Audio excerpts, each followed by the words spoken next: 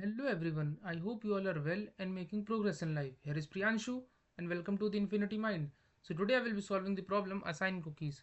So we are just given two arrays greed and size, and greed tells us that the size of the greed tells us that there are three childrens. Let's say in example 1 the greed size is 3. It means there are three childrens and their greed are these number of g of I is their greed. Alright, so each child I has a greed factor gi, which is the minimum size of a cookie that the child will be consuming, and each cookie j has a size s of j, and we have three childrens and their greed are represented in the greed array, and we are given two cookies. All right, I'm talking about the example one. So there are two cookies and we have to give every children cookies. We can assign the cookie j to the child I and the child I will be content. Your goal is to maximize the number of content children and output the maximum number, and our goal is such that we provide cookies to maximum number of childrens. All right, so we have to tell at last how many children's greed will be satisfied. So in the example 1 we can see that greed array is given 1 2 3 and size of cookies are given 1 1.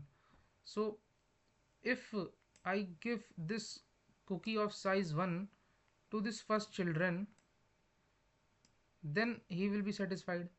So I will say that my first children will be satisfied.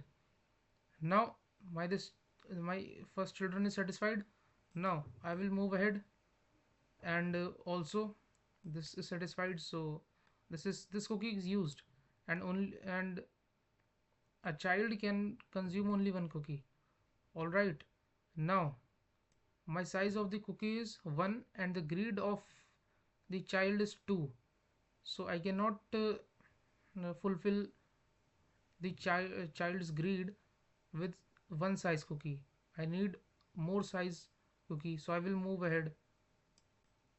So I can see we are now left with no cookies, so only one children's greed can be satisfied. So this was just the question, and we have to just return maximum number of content childrens. Now how we can do this? What we can do, we can just sort the array greed array and size array. So after sorting greed array it will look like 1 2 3, and after sorting the size array it will look like 1 1. It was already sorted. Now I will keep two pointers here, left pointer and here the right pointer, or let's say keep I or j. So I will be here, j will be here. Now I will check if these are sorted.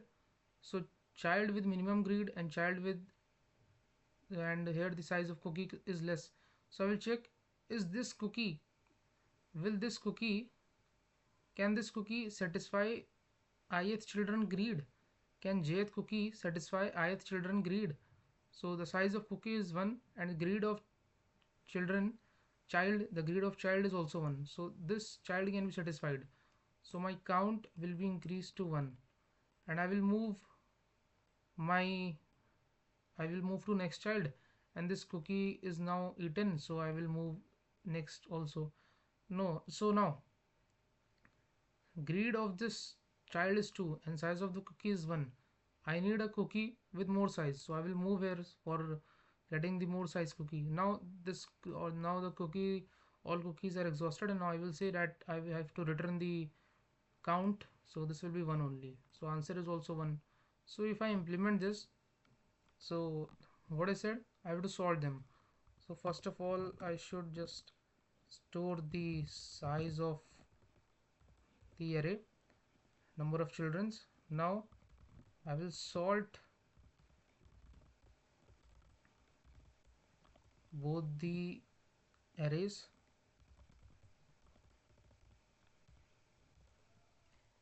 Similarly I will sort here also, and I will keep two pointers, I is equals to 0 and j is equals to 0, and I will keep moving. See, n will be the size of grid and m will be the size of s. So I is less than n, and while I is less than n and j is less than m.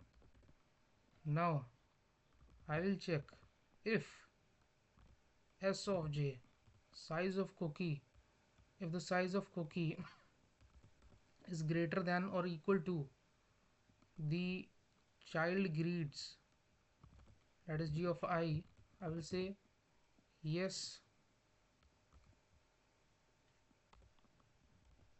increase my count. So my, let's say, count will be increased, and my both the pointers will also move, else I will go and check for another cookie, and initially my count will be 0, and so at last I will just return the count. So if I run this and check if I'm able to pass sample test cases, and yes, if I submit this and check if we are able to pass all the test cases, so yes, we have solved this problem now successfully. And if I tell you the time and space complexity, so sorting is there, so n log n, m log m, then one while loop is we are iterating. So this I pointer is iterating to the last, j pointer is iterating to the last, and one time only one pointer is moving. So I would say that here the time complexity will be big of size of g plus big of size of s. So overall time complexity, if I write here,